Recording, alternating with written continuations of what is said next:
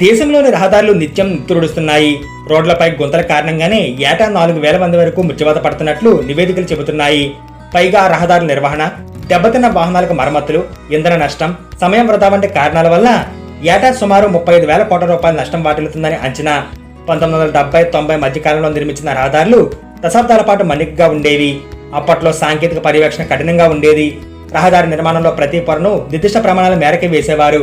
అలా అప్పట్లో వేసిన Hyderabad Vijayawada black top road దాదాపు 15 సంవత్సరాల పాటు చెప్పుకోదగ్గ పగళ్లు, గుంతలు ఏమీ లేకుండా నిలిచింది. అలాగే ఢిల్లీ, ఆగ్రా, కాన్పూర్, వారణాసి, కోల్కతా మార్గంలోని గ్రాండ్ ట్రంక్ రహదారి, చెన్నై, బెంగళూరు రోడ్లు ఏళ్ల తరబడి నాణ్యమైన సేవలు అందించాయి. ఆ తర్వాత కాలంలో ఈ మార్గాలను 4 లైన్లుగా విస్తరించినా వాటి పాత పునాదులు మాత్రం నేటికి వినియోగంలోనే ఉండడం విశేషం.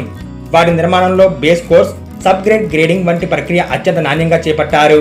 ఎంత బరువున్న వాహనాలు ప్రయాణించినా రోడ్డు చెక్కు చెదరకుండా జాగ్రత్త వహించారు. మరీ ముఖ్యంగా వాటి ఉపరితలంపై ఎక్కడా నీరు నిలవకుండా తగినంత వాలు ఉండేలా చేశారు. అందువల్ల వాటి దీర్ఘకాలంతో పాటు స్థిరంగా చెక్కు చెదరకుండా నిలిచాయి. మరి ఇప్పుడు కొత్తగా వేస్తున్న రోడ్లు అంత నాణ్యంగా ఎందుకు ఉండడం లేదో తెలుసుకుందాం. చాలా చోట్ల కొత్తగా వేస్తున్న రోడ్లు కొద్ది రోజులకే పగుళ్లు వచ్చి గుంతలు పడుతున్నాయి. చిన్నపాటి వర్షాలకే జలమయం అయిపోతున్నాయి. కార్మికుల పనితనం సంగతి అటుంచితే నిర్మాణ సమయంలో సాంకేతికపరమైన నాణ్యత ప్రమాణాలను పక్కాగా పాటించకపోవడమే ఇందుకు ప్రధాన కారణం. క్రష్ స్టోన్, గ్రావెల్, మిశ్రమ పదార్థం వంటి ప్రాథమిక సామాగ్రి నాణ్యంగా ఉండడం లేదు. రహదారికి పునాదిగా ఉండే సబ్గ్రేడ్ ను సరిగ్గా వేయకపోవడం వల్ల రోడ్లు పైపొరలు బలహీనంగా మారుస్తున్నాయి. రోడ్డు వేయదలిచిన నేలలో తేమ సరైన స్థాయిలో లేకపోతే ఆ తర్వాత రహదారి సమతుల్యత దెబ్బతింటుంది. రోడ్డు పూత కోసం వాడే బిట్మిన్ అనే పెట్రోలియం పదార్థం అంత నాణ్యంగా ఏమీ ఉండడం లేదు. దాన్ని తగినంత ఉష్ణోగ్రత దగ్గర కలపడమూ లేదు. దాంతో రహదారుల పైభాగం వర్షాలకు, ఎండకు దెబ్బతింటుంది. నీరు పారేందుకు వాలు సరిగ్గా లేకపోవడం వల్ల రోడ్ల మీదే వర్షం నీరు నిలిచి ఉంటుంది. దాంతో బిటుమెన్ నీటిని గ్రహిస్తుంది. ఆ తర్వాత కంకర, నీరు వేరుపడి గుంతలు ఏర్పడుతున్నాయి. ఇలాంటి సాంకేతిక విషయాల పట్ల కార్మికులకు సరైన అవగాహన కొరవడడం, ఇంజనీర్ల పర్యవేక్షణ అంతగా లేకపోవడం రహదారులను ఛిద్రం చేస్తున్నాయి. కొత్తగా నిర్మించే రోడ్ల విషయంలోనూ ప్రతి దశలోనూ సాంకేతిక ప్రమాణాలను ఖచ్చితంగా పాటించడం చాలా కీలకం.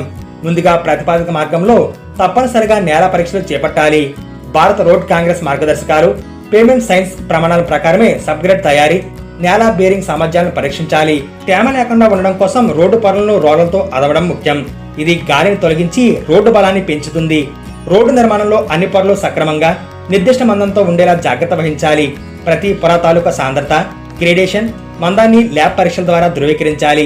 రోడ్డు జీవితకాలానికి అత్యంత కీలకమైన మార్షల్ మిక్స్ డిజైన్ సరిగ్గా ఉందో లేదో ఇంజనీర్లు పరిశీలించాలి.